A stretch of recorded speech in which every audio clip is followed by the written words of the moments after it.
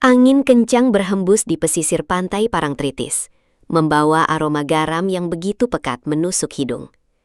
Elena, seorang wanita berusia 24 tahun dengan rambut merah marun yang bergelombang, berdiri dengan angkuh menatap ombak besar di hadapannya.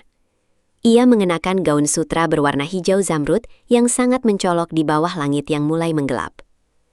Ini hanya warna kain Arya. Sama sekali tidak masuk akal jika laut bisa marah hanya karena sepotong baju hijau seperti ini.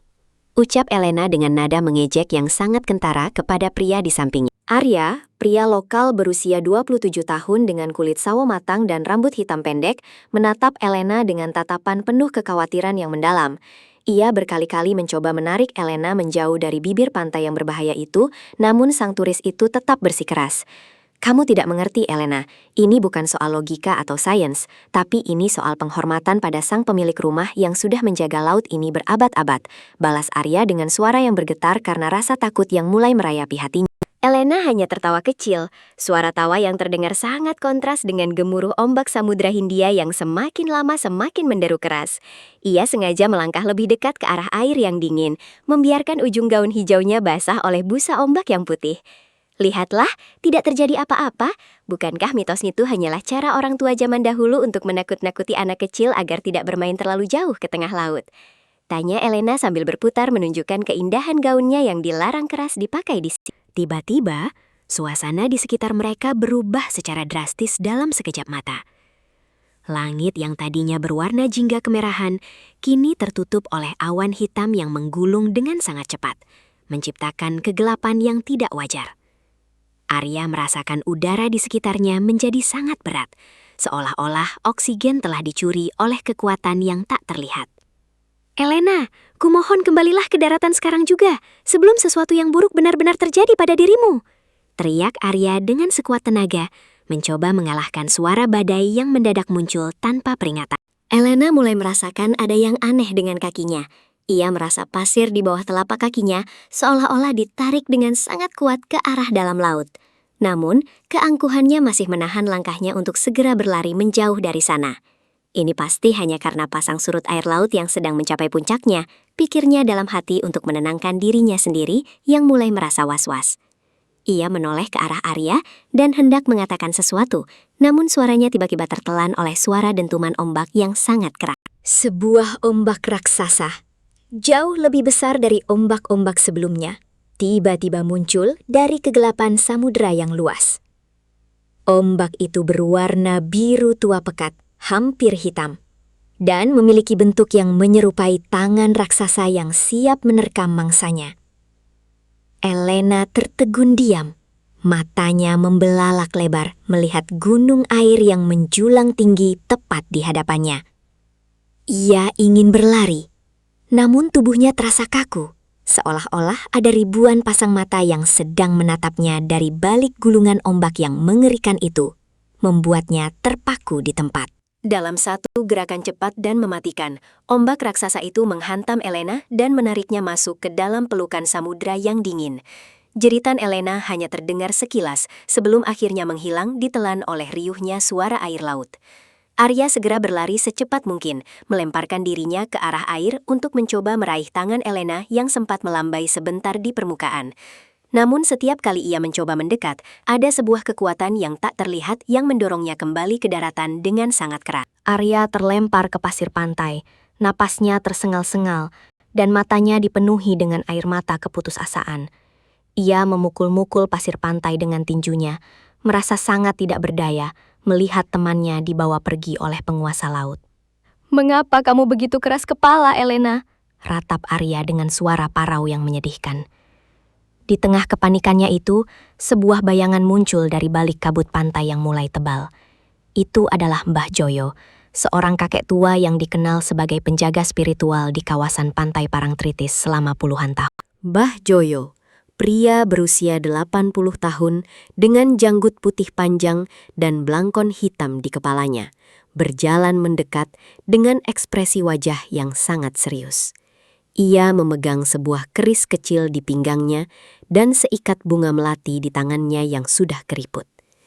"Diam kalian berdua, laut sudah menjawab semua kesombongan itu. Sekarang siapkan sesaji ini, atau kita tidak akan pernah melihat Elena kembali ke daratan selamanya, ucap Mbah Joyo dengan suara yang berat dan penuh wibawa yang membuat Arya terdiam. Mbah Joyo segera duduk bersila di tepi pantai, tepat di mana Elena terakhir kali terlihat sebelum menghilang. Ia mulai memejamkan matanya dan merapalkan doa-doa dalam bahasa Jawa kuno yang terdengar sangat asing namun penuh dengan kekuatan mistis. Asap kemenyan mulai membumbung tinggi dari sebuah tungku kecil yang ia bawa, menciptakan aroma yang sangat magis di tengah badai.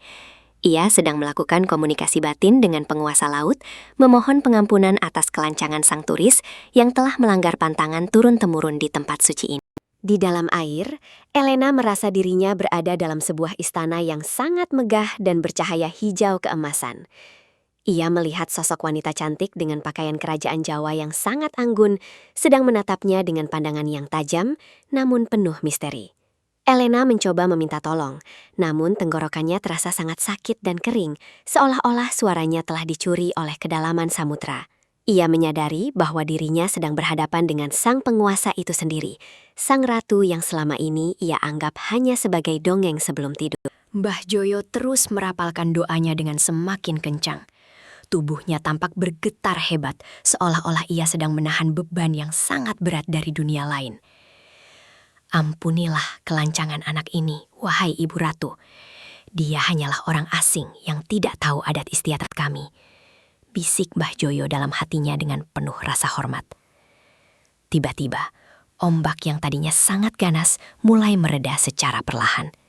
Cahaya bulan mulai menembus awan hitam, menerangi permukaan air yang kini mulai terlihat tenang kembali seperti sedia kala. Sebuah gelombang lembut kemudian mendorong tubuh Elena kembali ke arah daratan.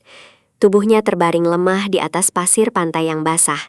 Gaun hijaunya kini tampak kusam dan sobek di beberapa bagian. Arya segera berlari mendekat dan mengangkat kepala Elena ke pangkuannya dengan perasaan lega yang luar biasa. "Elena, kamu masih hidup. Terima kasih Tuhan," teriak Arya sambil menangis bahagia.